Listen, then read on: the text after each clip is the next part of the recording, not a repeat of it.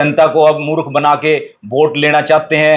4 साल 11 महीने तक उनका कोई लेना देना नहीं होता है और 1 महीने में जनता को प्रलोभन देकर लूटना चाहते हैं। अपना मन बना रखा है और वो सभी तरह से साइलेंट बैठे हैं और मौके की इंतजार में हैं। अब की बार 13 नंबर की बांसुरी का बटन दबाकर भारी बहुमत से कन्हैया कृष्ण की बांसुरी को बजाएंगे और भारी मतों से जिताएंगे। पार्टियां चुनाव लड़ रही हैं, दो बड़े बड़े नेता लोग मैदान के अंदर है, कैसे टिक पाएंगे उनके सामने।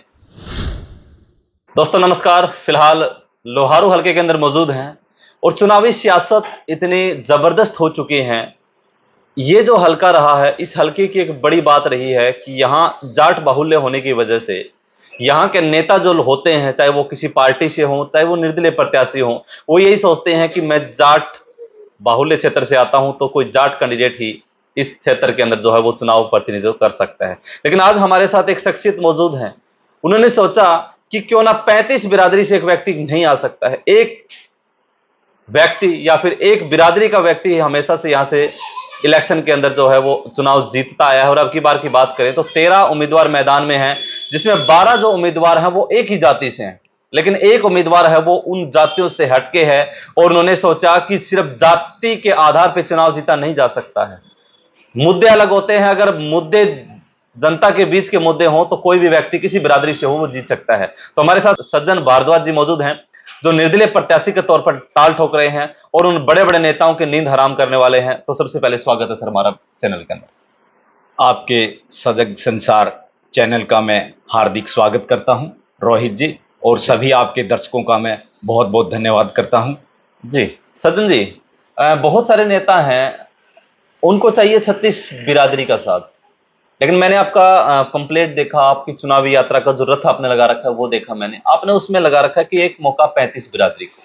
मतलब वहीं से मेरा एक प्रश्न उठा कि हर नेता कहता है कि मुझे 36 बिरादरी का साथ चाहिए। 36 बिरादरी के नेता नहीं आए हैं अभी तक, लेकिन एक ही बिरादरी का नेता आया है। लेकिन आपने ये लिखा है, कैसे लिखा, इसके बारे में बताएंगे? इसके बारे में हमने ये बताएंगे कि जो 35 बिरादरी है उससे हमें आज तक मौका नहीं मिला। एक समाज जो है हमेशा बनता आया है, हमें 35 का भी एक मौका मिलना चाहिए। जी, आपका कहने का मतलब है कि यहाँ से चाहे 1966 की बात करें, जाट बाहुल्य क्षेत्र है, यहाँ पे श्योराण क्षेत्र ज्यादा है, श्योराण गोत्र के लोग ज्यादा हैं।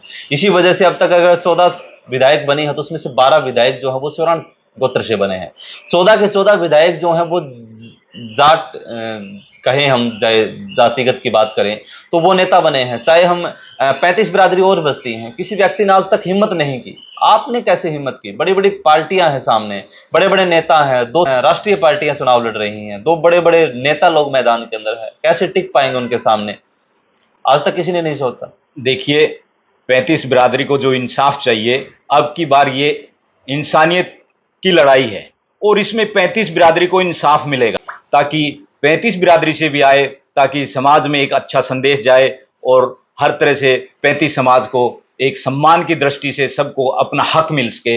ये इंसानियत की और इंसाफ की लड़ाई है, इसमें 35 बिरादरी अब की बार मिलकर लड़ना चाहती है जी, और उनको न्याय मिलेगा इस बार। सजन जी, एक आपने बीच में नाम लिया आतंक। आतंक कैसे है? आतंक तो ये है, कभी भी किसी वक्त किसी 35 बिरादरी के साथ कभी अन्याय हो सकता है। कई बार यहाँ पर फिरौती की घटनाएं घटी हैं, किसी को सुसाइड करने पर मजबूर किया गया है, किसी की गरीब व्यक्ति है जो अपनी रेहड़ी से गुजारा करता है, उनकी रेहड़ियां पलट दी जाती हैं, तो इनको कहीं भी नजर उठा के देखा जाए तो इंसाफ नहीं मिलता है। ऐसा क्यों है? तो इसको आगे रखकर हम सब समाज इकट्ठा होकर इस लड़ाई को एक बनाकर लड़ना चाहता है और ये समाज का दृष्टिकोण है। पृष्ठभूमि तैयार हो चुकी है कि अब की बार एक मौका 35 को मिलेगा और हम इस बांसुरी को अब की बार अवश्य बजाएंगे और जनता का जन समर्थन अपार मिल रहा है हमें। सजन जी, डंकी की चोट पे जेपी दलाल जी हैं, 5 साल उन्होंने काम किया है यहाँ पे। लोगों का कहना है कि यहाँ पे जो एरिया होता था, पिछड़ा एरिया होता था, जिनको सुनहरा अगर बनाने का काम किया है तो जेपी दलाल जी ने किया है। उसी के विपरीत कांग्रेस पार्टी के प्रतिनिधि हैं, कांग्रेस पार्टी से प्रत्याशी हैं राजवीर जी फाटिया, कहते हैं समाज सेवा के तौर पर मैंने काम किए हैं। 2 पार्टियां हैं, उसके अलावा जो आपके 11 कैंडिडेट बचते हैं वो कभी मैदान की तरफ, आज चुनावी मैदान के अंदर है, मैं आपसे बात करूं, आप चुनावी मैदान में आज ऐसी बातें कर रहे हैं। इससे पहले समाज के लिए आपने क्या किया है? आज आवाज उठाने की बात आपने की है, तो इससे पहले लोग आपको क्यों देखें कि सज्जन भारद्वाज जी हमारे लिए सर्वश्रेष्ठ रहेंगे? देखिए, मेरे दादाजी और मेरे पिताजी ने इस क्षेत्र में समाज सेवा की है, हर तरह से लोगों के दुख दर्द में काम आए हैं और हर तरह से उनको दवाइयों की सुविधाएं दी। और जबकि हमारे हॉस्पिटल पहले मेरे दादाजी के समय नवाब के वैद्य होते थे, तो हम सब फ्री दवाइयां दिया करते थे समाज के अंदर। हमने इस क्षेत्र में आज़ादी से अब तक उन मतलब हर व्यक्ति का हमने सहयोग किया है और समाज में अपनी हर तरह की भागीदारी और हिस्सेदारी निभाई है।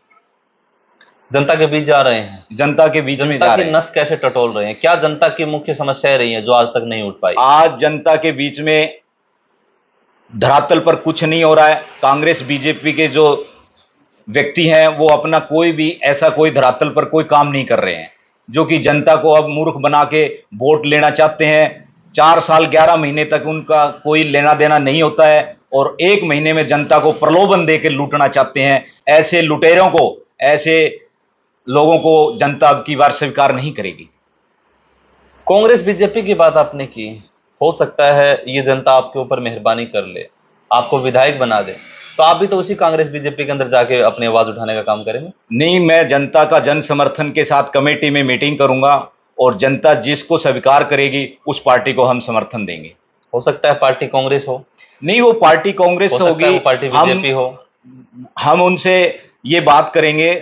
हमारे क्षेत्र के विकास, जो भी हमारे आज हॉस्पिटल है, स्कूल है, जो भी हमारे सामाजिक काम है, वो सही पूर्ण रूप से करेगी। उनसे उन पार्टी को हम अपना सभी पार्टी के अन्य पार्टियां हैं मैदान के अंदर, हम जेजेपी पार्टी की बात नहीं करेंगे, इनेलो पार्टी है, आम आदमी पार्टी है, बीजेपी पार्टी है, कांग्रेस पार्टी। लेकिन लोहारू का चुनाव दो बड़े धनाढ्य लोगों का कहना है कि उनके पास धन है, दौलत है, पैसा है, गाड़ियों का काफिला है, भीड़ है उनके पास में, जहां जाते हैं इतना माहौल क्रिएट कर देते हैं कि रात को राजवीर फटे का माहौल होता है, उससे अगले दिन जेपी दलाल का माहौल होता है। लोगों को पता नहीं चल रहा है कि हमारा विधायक कौन होगा।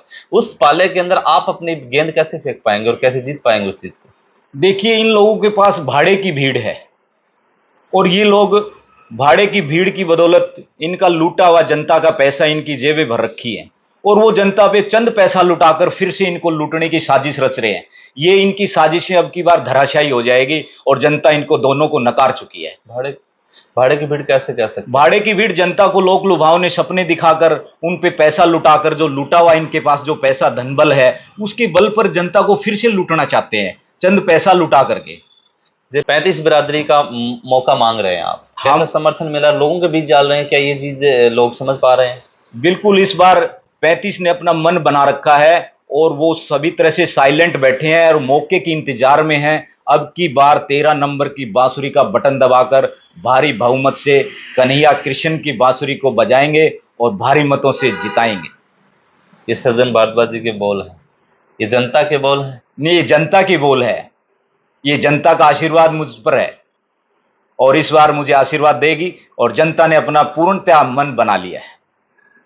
गली गली में चुनावी चर्चाएं हो रही हैं और लोगों का कहना है कि ये मुकाबला दो पार्टियों के बीच था, लेकिन इनके बीच में कोई निर्दलीय प्रत्याशी या फिर तीसरा जो है वो इस मुकाबले को बिगाड़ सकता है, जिसके अंदर एक नाम सज्जन भारद्वाज जी का आ रहा है। की बार कैसा माहौल बना पाएंगे?